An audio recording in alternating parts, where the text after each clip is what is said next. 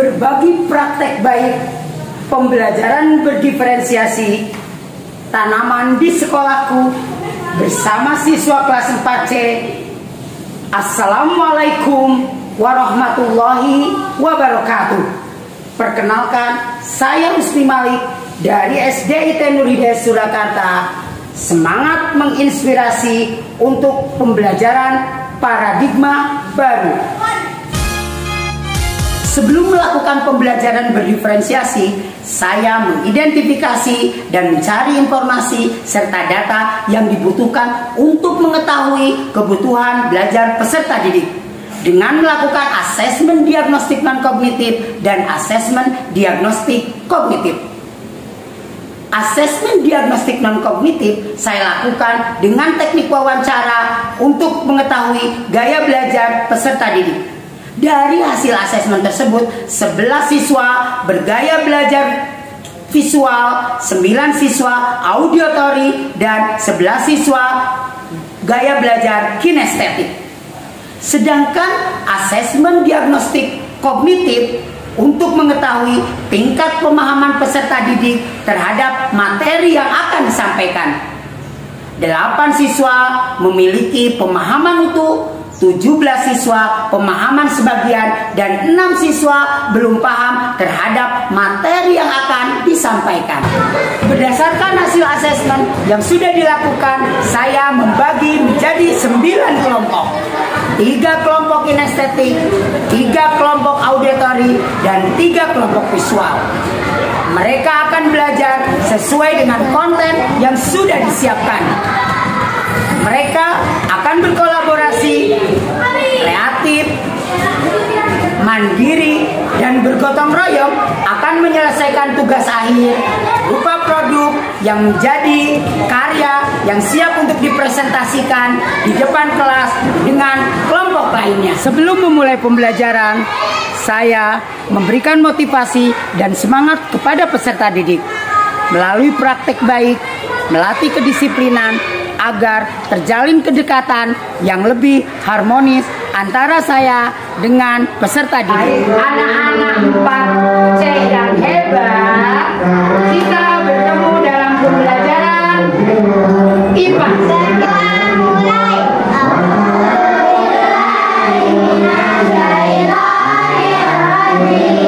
SDIT Nur Hidayah Surakarta.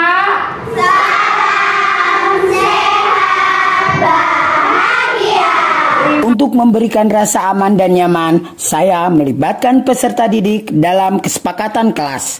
Mereka menuliskan keinginan yang mereka harapkan pada saat pembelajaran.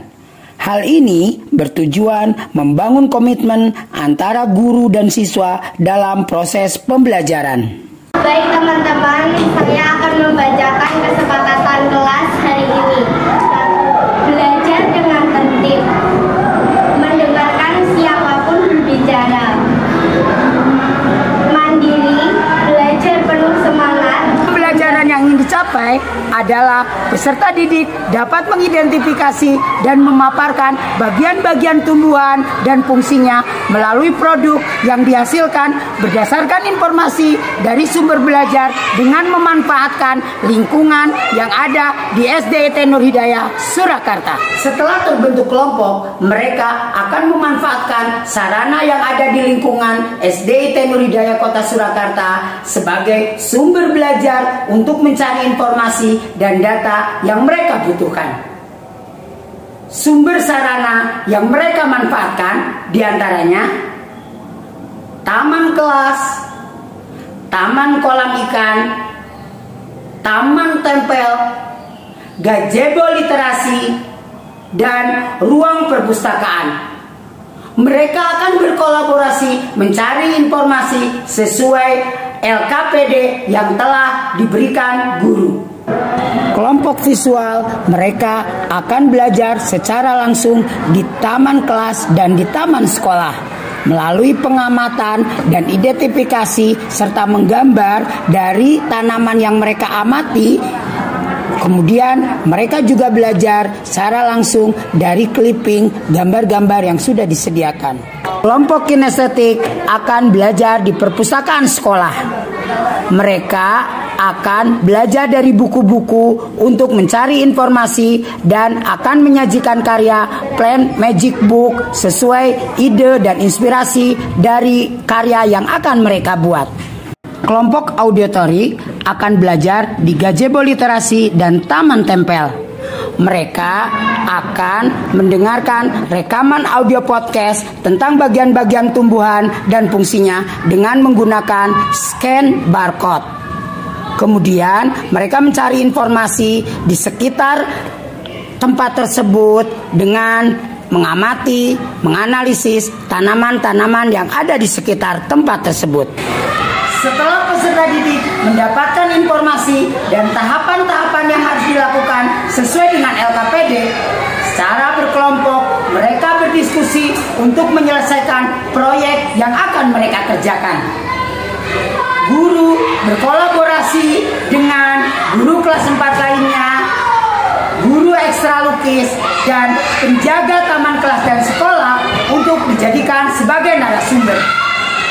Peserta didik mendapatkan informasi narasumber yang telah ditentukan guru tersebut dan memberikan kepada peserta didik untuk secara aktif bertanya tentang potensi tanaman-tanaman yang ada di sekitar sekolah. Hal tersebut tentu bertujuan untuk memberikan informasi ke peserta didik secara lengkap sehingga peserta didik dapat mencapai tujuan pembelajaran sesuai yang diharapkan. Daunnya ada yang tahu? Gak sampai ketika kering, ini harus. Pak Iksan dan Bunda Kiki hari ini mau belajar bersama kalian. Kalian belajar sambil bermain gitu ya teman-temannya.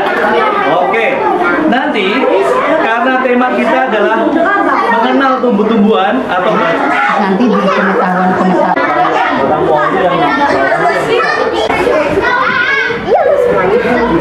Ini sambung sini juga ya?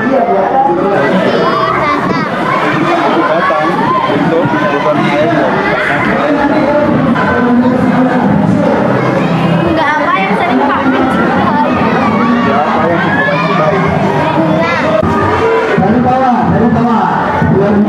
Setelah aktivitas mengamati, menyimak, dan bertanya kepada narasumber, mereka melanjutkan untuk membuat proyek sesuai dengan informasi yang mereka dapatkan dari sumber belajar yang mereka pahami. Kelompok visual menyelesaikan karyanya berupa desain visual dengan menggunakan HP dan laptop yang mereka bawa. Dan guru mengarahkan mereka untuk berkreasi secara digital menggunakan aplikasi Canva. Kelompok kinestetik mendapatkan arahan untuk menyelesaikan karya plan magic book dari kertas yang sudah digambar dan dikreasikan berisi maket tumbuhan yang kemudian diberikan penjelasan berdasarkan informasi yang mereka dapatkan. Kelompok auditory setelah mendapatkan data lengkap, mereka mulai menyelesaikan podcast dalam bentuk video atau audio. Hasil karya atau produk yang sudah mereka selesaikan kemudian mereka presentasikan di depan kelas. Kelompok lain dipersilakan untuk memberikan pendapatnya atau tanggapannya. Akan mempresentasikan